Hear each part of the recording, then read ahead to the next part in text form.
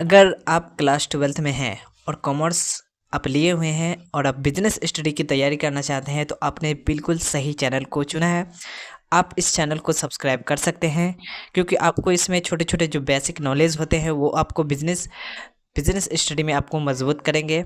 अभी के दौर में मतलब सिर्फ रिजल्ट लाना ही एक अच्छी बात नहीं है। अच्छी बात यह है कि हमको नॉलेज होना चाहिए। रिजल्ट आ ही जाएगा लेकिन एक नॉलेज रहेगा कि तो हमें ज़्यादा बेनिफिट और ज़्यादा अच्छी रहती है। तो इससे पहले वाले वीडियो में हमने बताया था कि मैनेजमेंट का डिफिनीसन क्या है, मैनेजर का डिफिनीसन क्या है। इस वीडियो में देखेंगे कि उसी मैनेजमेंट को कुंटज ओडोनेल ने क्या कहा था, उनके क्या शब्द थे और उनको क्या दोष बताया था।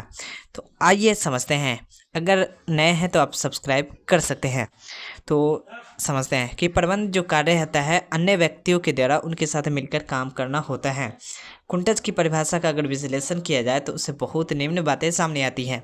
सबसे पहले उन्होंने कहा था कि प्रबंध एक कला है। उसके बाद उन्होंने कहा था प्रबंध का उद्देश्य काम को पूरा करना है। तीसरी बात उन्होंने कहा था कि प्रबंध जो होता है दूसरे व्यक्तियों के साथ मिलकर उनसे काम करवाना होता है।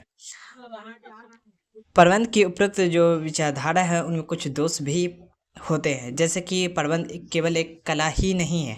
दूसरी बात, प्रबंध जो है कर्मचारियों पे प्रबंध नहीं है। और तीसरी बात कहा था कि प्रबंध जो होता है वो जोर ज़बरदस्ती करना नहीं है।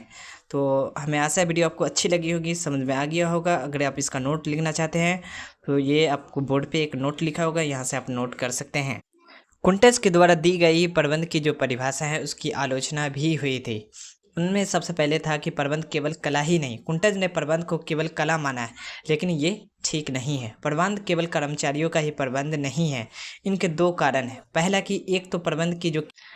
एक तो कि प्रबंध जो है केवल कर्मचारियों का ही प्रबंध नहीं है, बल्कि भौतिक साधन, माल, मशीन, तकनीक का भी प्रबंध है। और दूसरे किसी संस्था के प्रबंध का जो महत्व है इस बात से नहीं है कि प्रबंध को नीचे कितने व्यक्ति कार्य करते हैं, बल्कि इस बात से है कि प्रबंध स्वयं कितने महत्वपूर्ण निर्णय लेते हैं।